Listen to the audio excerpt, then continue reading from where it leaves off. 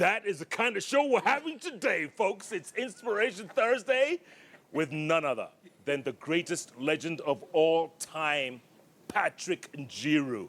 From zero to hero. This man, I tell you, what a story, and he's just getting into it right now. Tweets coming in very thick and very fast. Keep tweeting at Koinange Jeff. The hashtag, well, you guys have already created one, Patrick Njiru. We'll go with that. Mary M. Gashoka says, whoop, something about Patrick Njiru. I'm loving the show. I knew him from when I was a little girl. Lambert Brian Rusoke says, following the legendary story from Kampala. Christopher Kirwa, do you know him? Yes. He says, ask Patrick Njiru if he remembers me interviewing him as a KBC reporter for Saturday Night Show when he reached 200 kilometers an hour. Yes. He was in the car? Yeah. He was in the car? Yeah. Christopher Kirwa. He says he froze. Yes. He froze. One boy says, Patrick Njiru looks so much like Kenneth Matiba. Any relation? A great man. Yeah, wonderful. Great football administrator. Another hero. Yeah. Yes. Oh, he loved football, didn't he? And he brought football completely to the level where no one else could be able to do it. What a shame, man. What a shame that we can't bring football back to where it Kenneth used to be. Stanley Jindo Did it. Frederick Okango says, what a safari legend. Patrick Njiru is such an inspiration to many. He speaks with passion and humility. Mohammed Hersi. Yes. You know him? Yes. All the way from Mombasa? Yes. He says, hats off to Patrick Njiru. I still recall when he used to come to Siakago Boys. Yes. And he would spin to entertain us. Yeah. Seriously? Days, you know, Jeff, you cannot believe this. Go on. I gave trophies, half of the trophies that I won, to almost all the districts for the sports associations. When the secondary schools were having the district sports associations, I would donate the trophies. When there was no trophy, my trophies that I had won for a long time, I would give this as a special trophy to the district, to some of those people. Patrick. And Chicago Boys, you go and do the car thing? Yeah. Seriously? Go in there. Okay. Let's go back. So now you've come out of the airport in your T-shirt that says 3-Lane Manila. Yes. It's freezing cold. Oh, my God. Japanese are going crazy. They're running everywhere. And, you know, they are so polite and so kind. Yes. And, you know, all of those, they cannot communicate with me. They are speaking in Japanese. I'm speaking in English. And we are somehow making the whole thing, you know, are you this? Some with this car, you know, I cannot understand. It's later on that I came to understand, you know, where they're telling me it's cold. And, you know, like the car had to be brought very close, which was warm inside. Then they put me in so that we could go to a place where we could go and buy the winter clothes. And that was totally, I mean, an amazing thing. Yeah. Then from there, we went to school. I went to college. First, I had to learn Japanese, ways of living. How long did it take you? It took me 3 months. 3 months? 3 months. To be fluent? Intensive, Jeff. 7 to 7. You still speak it? Yes. Arigato. Arigato gozaimasu. Konbanwa minasan, hirto ni hirushito, o genki desu ka? I'm just saying hello to I know there are some followers of ours who are following us at the Hilton Hotel. Fantastic. Some Japanese who are there, they are watching at the moment. Wow. Just saying hello to them. Did they have a name for you? Did the Japanese give you a name? It's very amazing, you know. I was called Jiro-san. Yeah. And that is what stuck, because in Japanese there is Kenjiro. Kenjiro. They call Kenjiro Shinozuka. He used to come and rally here. Okay. So it was easy for them to get along with me. Not Kenjiro, the guy from Mugwana? No, not Kenjiro. Okay. So it used to be one word, Kenjiro. But then they got me as Jiro-san. And then that became so strong and so, I mean, it was easier for them to get along with that. But the college, Jeff, that was the amazing thing with these people. The amazing thing that, and the way the lifestyle changed was that we would go to college for 8 hours. Then I would go and work part-time for 8 hours and sleep for 8 hours. 8. 8. And it was so convenient, so perfect, such that, you know, back from Embu, I couldn't ask for any pocket money coming from. Yes. Don't forget then, those years, dollar was 4 shillings. $1 was 4 bob. 4 shillings. 4 shillings, $1. And now you could not even get your parent to send you 1,000 shillings. No way. No way you can be able to get that from. But I managed to be able to compensate because, as you know, hard working pays. And there's nothing for free in this world. That's what I learned. I hear you, bro. I hear you. Because when you came back to Kenya now, you bought yourself a car. Yes, I came back with a car and Which you a paid? color TV. Wait. Which you paid how much? The car, Yes. I paid, the total cost for the whole car Yes. was 16,000 Shillings. Kenya shillings. With the transport up to here and the tax included. The car was like 4,000 shillings, the transport was like 4,000 and the duty was like 4,000. 16,000 shillings. Yeah, plus For the clearing. a full car. Full car, and then we had put a lot Was of it a rally luggage car? in. Yeah, no, semi-rally car. And a color TV. And the color TV. And I tell you, the first person to own a color TV in Umoja. Wait. Umoja on. Estate. Come on. Back in 1980, the day I landed there. And do you know who are the viewers who used to come to Tell me. You wouldn't believe it. Go on. You wouldn't believe it. Go on. Cyrus Jirongo. Peter Kenneth. Rafael Tuju. No. We used to live with them in Umoja. No. They had no car. I'm the only one who had a car. And the color TV. Oh, yeah. And they used to come. And you know there was only KBC, eh? Vitimbi wanakuja kuangalia kwangu. In color. In color. Everything else was black and white. Jeff, I was a star in Umoja, K179. Cyrus Jirongo. Yes. Peter Kenneth. Yes. Raphael Tuju. Yes, they all lived in Umoja. Oh my. Oh, Umoja. Somebody say, oh my. Oh, my. And we used to be good friends, good buddies, and up to today, we still remain the same. Wow. Yeah, that's how you see things coming to happen and all of this. But above all that is that when I went into the rallying, Yes. the moment I came into the rallying, that's where now the real story starts. Go on. Because there was so much tension in the rally. I mean, it was total, In other, what? There was no black people. there were no black people. That's what you're trying to say. Yeah, there were no black people. Correct. It was Asians and white people. Yes. And there are two clubs. There was East African Motorsports Club and Kenya Motorsports Club.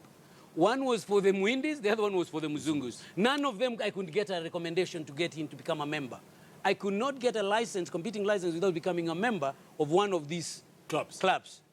But I got one guy, Javed Alam, an incredible guy, who just out of the blue, he said, you are like a brother, I would recommend you. He was a member of the Kenya Motorsports Club. So he recommended me and I became a member of the Kenya Motorsports Club. And that way That's you were how able now to... I managed to get in there from the Kenya Motorsports Club because the rules were very strict, as you know. You know it. I mean, you couldn't go to track or current club like that. Not for you. Zero zone. But the moment I entered in there, you cannot believe it, Jeff, I tried to bring the two parties back together. You broke the ice. I broke the ice, and in fact, as a result of showing the sportsmanship that we were competing, the East African Motorsports Club gave me a membership. Wazungu. Wakakupatia. 1981, nikapewa membership. I broke the ice. This is when you see what we have gone through and where we have come from. Jeff, we have overcome all of these racial things that you hear being spoken about in America and all of these. We had them here. But we brought the two parties together. We brought everybody else together. I managed to get white people become my co-drivers. No. Yes, because all of it was sheer sportsmanship, then partnership, then I became good. I tried to show them this is not what it is supposed to do. Which was your first rally? My first rally was Coca-Cola Rally 1980, which I finished. The first how many kilometers? 800 kilometers was one night. Wow. It used to be one of the strongest rallies, apart from the Safari Rally. Okay. That was the second one, like which the you mini finished? Safari, which I finished. We did that with Dev Masharia, which I finished. In that Japanese Subaru? Yes. What was the number plate? Oh, those days used to have 70 cars entries. No, I what was was the like number plate? 63 or 64. No, your number plate. KX. The KVX214. KVX214. Iko wapi sasa?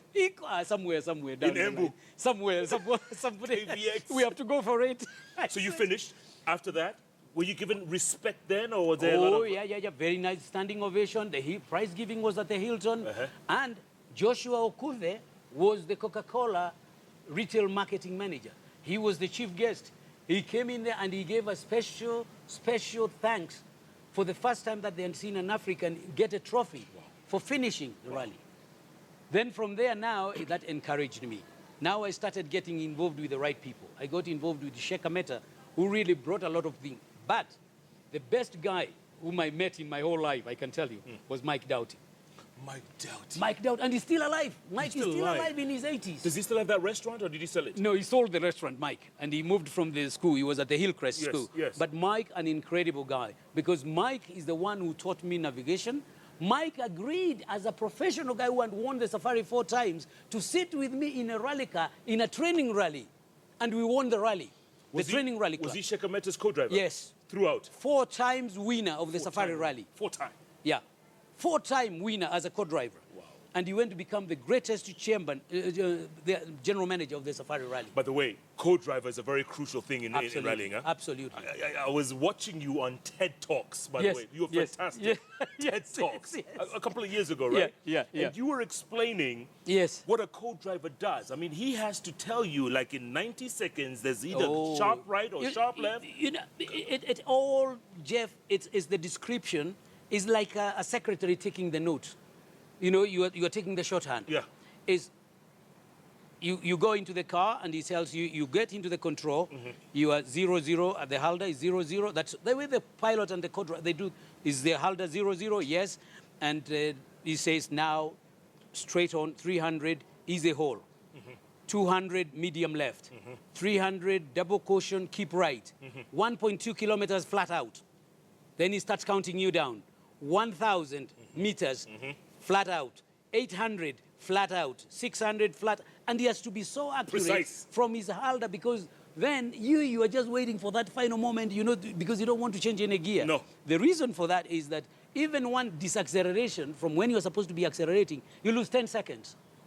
10 seconds. If you leave the acceleration and come back again to it where you are, 10 seconds of your normal acceleration, which you have been doing. Fast forward. There's a rally in which you were given those instructions. Yes. But they turned out to be the wrong ones. Yes. Because he had flipped the Double pages. Double pages. Double pages. Yeah, right? I mean. And then you human crashed. Being, human being. But you crashed. Very badly. And you were leading. Yeah, very badly. And then we come back again, and you know, those are the things that you say, okay, let's get ourselves together. So you, Let's instead of get turning a ourselves right, you turned a left? You know, you see, the thing is, when you're continuing, when you are singing the song on the road, you know, force travels on a straight line. Okay. Force travels on a straight line. So when you're moving the car, you are going on a force. So when you hear it's easy left, you know you have to keep to the right to be able to take the apex straight. Now, when it is a double caution slow right and you are hearing max right and the foot is there and you're in 5th gear, 220 kph, you fly over.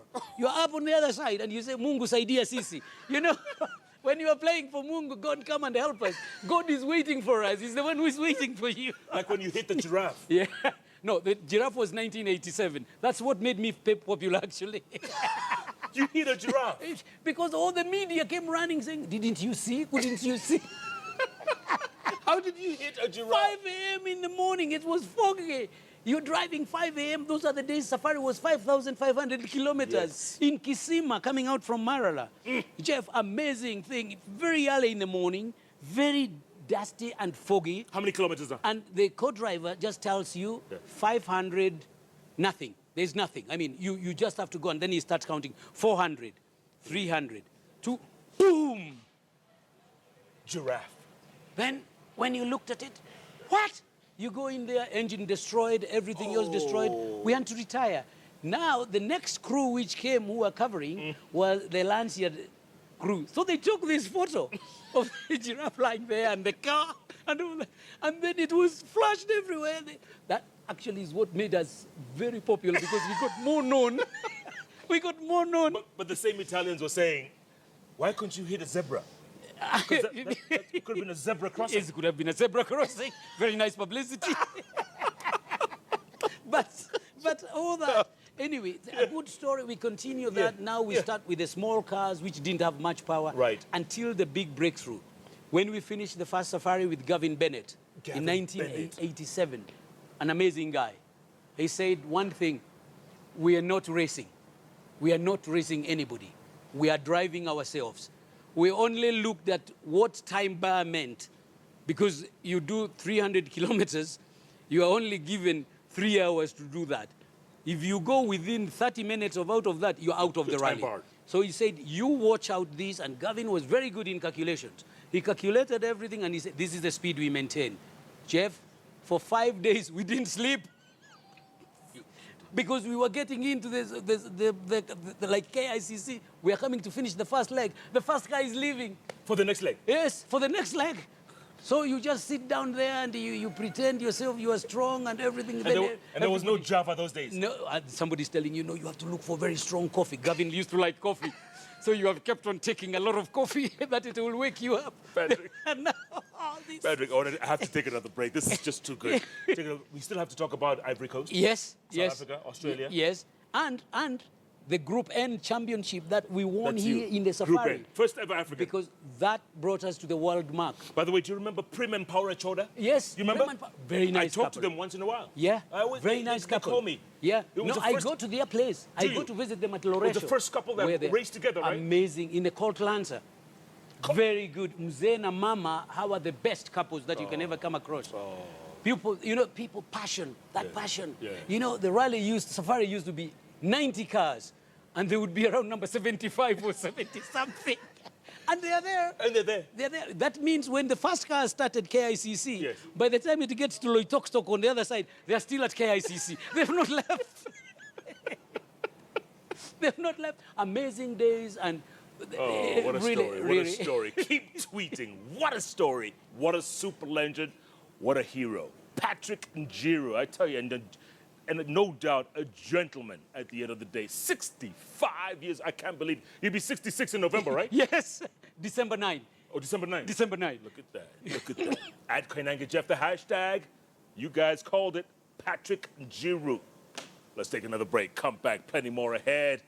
Jeff Koinange live at the Villa Rosa Kempinski. We'll be back In a moment.